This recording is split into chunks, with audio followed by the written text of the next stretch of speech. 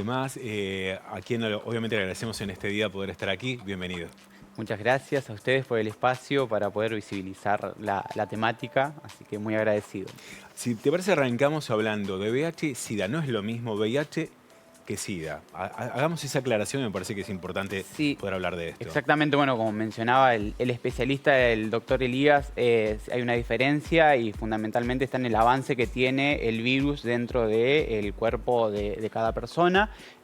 Cuando hablamos de SIDA ya hablamos de un estadio más avanzado del virus, del síndrome ya, en donde está afectando otras partes del cuerpo, otros sistemas. Y cuando hablamos de VIH es específicamente del virus que está dentro del cuerpo de la persona, pero no necesariamente ha tomado o ha afectado algunos órganos o funciones del organismo. Con VIH se puede tener una vida plena, de hecho se tiene una vida plena, pero hay muchos estigmas. Ya recién escuchábamos toda la parte médica. Vamos a centrarnos justamente sobre esta otra pata que tiene que ver con el estigma social.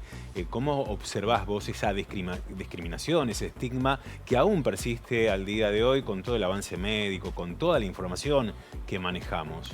Bueno, sí, efectivamente. De hecho, hoy en estos días que estuve hablando con la producción y que me invitaron a poder acercarme a la entrevista, me decían si podía venir con alguien más para que pueda contar su experiencia.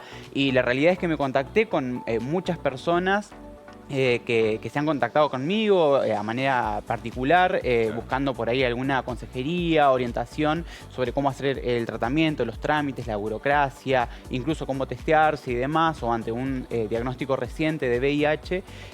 Y no encontré ninguna persona que pueda acompañarme acá al piso, al canal, para poder contar su experiencia, porque la mayoría de las personas, todas las personas de hecho con las que estuve hablando y consultando, viven su diagnóstico de manera no visible, cosa que no sucede con otros diagnósticos de Claro, tienen otras. miedo de visibilizarlo por toda la carga social que implica, por la Ex- discriminación sí, sí. laboral, cuando estudian, cuando hacen una vida social normal, hay discriminación. Esto ocurre Sí, hoy. sí, sí, es un miedo que para nada es infundado, y para nada podemos obligar a las personas que vivimos con el Claro, virus en nuestros cuerpos a salir de este closet, ¿sí? sí, Obligadamente, porque eso sería violento, pero sí, sí claro. tiene que invitarnos a pensar en tanto que sociedad, independientemente de que vivamos con el diagnóstico o que no vivamos con el diagnóstico, pero sobre todo para quienes no viven con el diagnóstico, de qué tan hostil es nuestra sociedad, que entonces estamos empujando a personas a que tengan miedo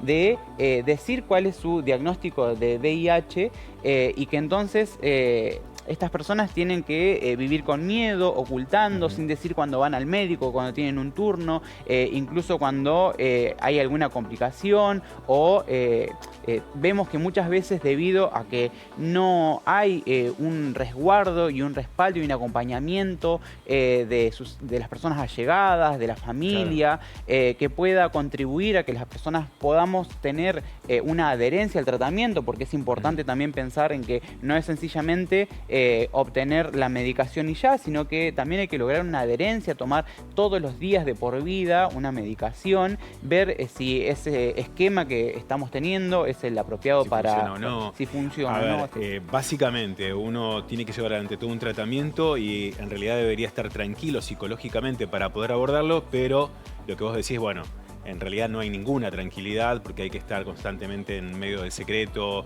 poniendo excusas, y realmente esto a esta altura de la vida y de la sociedad es inadmisible, ¿no? Quiero ir un poco a tu historia personal y retrocediendo al momento en que vos te enteraste, y para poder un poco entender ese temor. Cuando vos te enteraste, también imaginamos que tuviste de alguna manera algún temor por la incertidumbre, pero también por esta carga social. ¿Cómo fue ese momento para vos? Sí, absolutamente. La primera cuestión fue, más allá de la cuestión clínica y de la información que Ujú. manejaba, en ese entonces no manejaba la información que manejo ahora, debido a Claro. que atravesé corporalmente el virus, pero una decisión crucial fue si iba a visibilizar mi diagnóstico o si no iba a visibilizarlo. Sí. Ustedes me conocen y saben que yo milito además en muchos otros espacios y con muchas otras comunidades también. Entonces soy una persona que ante determinadas injusticias sociales me gusta tomarlo, apropiarme de eso, no solamente en términos de constituir mi identidad, sino también de activar en eso y de revertir estas cuestiones. Entonces lo crucial y lo primero fue ver si lo decía o no lo decía y de qué manera. Y había un gran miedo, sobre todo, no quizás miedo por las personas que me querían y con quien ya tenía un vínculo, pero otras. Sí miedo de pensar, yo en ese momento estaba soltero y pensar si iba a poder volver a generar un vínculo sexoafectivo con una persona que conociera mi diagnóstico, mi estado serológico. Claro. Decirlo o no decirlo, o ante cualquier encuentro que puede ser casual o que puede ser con miras a pensar, ¿y esta persona tiene la información necesaria? Si yo le digo, ¿qué va a hacer? ¿Se va a ir corriendo? ¿Se va a ir espantada? Imagino en el trabajo, imagino en actividades sociales, en todas esas cuestiones también, digamos. Sí. Esto trasciende a todo. Por eso cuando hablamos de VIH no es únicamente, y por eso la ley también habla de una respuesta integral al VIH, no es solamente el diagnóstico y la atención médica o el tratamiento, sino que también es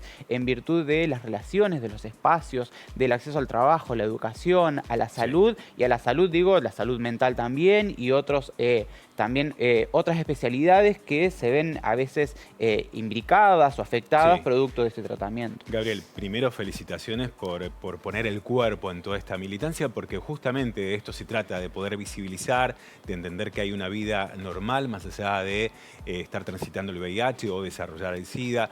Para finalizar, tenés la cámara, la número 3, para que puedas hablar, decirle a la gente en este día la importancia del testeo, la importancia de no discriminar, todo tuyo.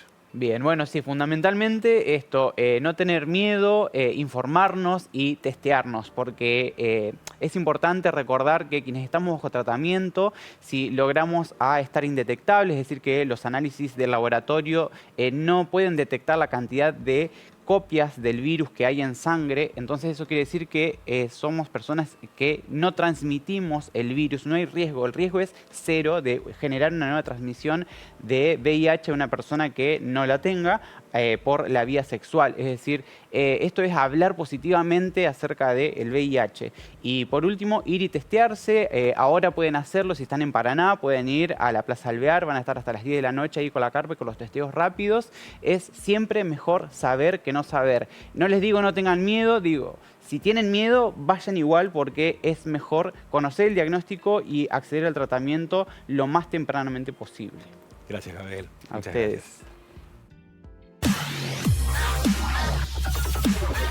Atentado a Cristina Kirchner, una de las asesoras de Milman borró su celular y la otra lo cambió. El abogado de Cristina Kirchner lamentó que la justicia demorara más de un mes en pedirle sus celulares. Una de ellas admitió que tras asesorarse decidió borrar todos los datos. La otra lo cambió una semana antes de declarar. Dólar soja 2, ya se vendieron casi 300.000 toneladas de soja y acumulan más de 1.15 millones. El volumen de venta contabilizado es desde el lunes que reabrió el programa de incremento de exportaciones, con un tipo de cambio de 230 pesos por dólar. Las agroexportadoras ingresaron este miércoles al mercado de cambios local unos 87.5 millones de dólares y así sumaron 577.5 millones de dólares. Paralizaron la siembra de soja en Santa Fe por las altas temperaturas. Las elevadas temperaturas registradas en los últimos días forzaron a los productores de soja de primera, del centro y norte de Santa Fe a paralizar los trabajos de siembra por falta de agua útil en los suelos, provocado en gran parte por la evaporación, informaron este miércoles voceros del sector. Haya, haya, haya, haya,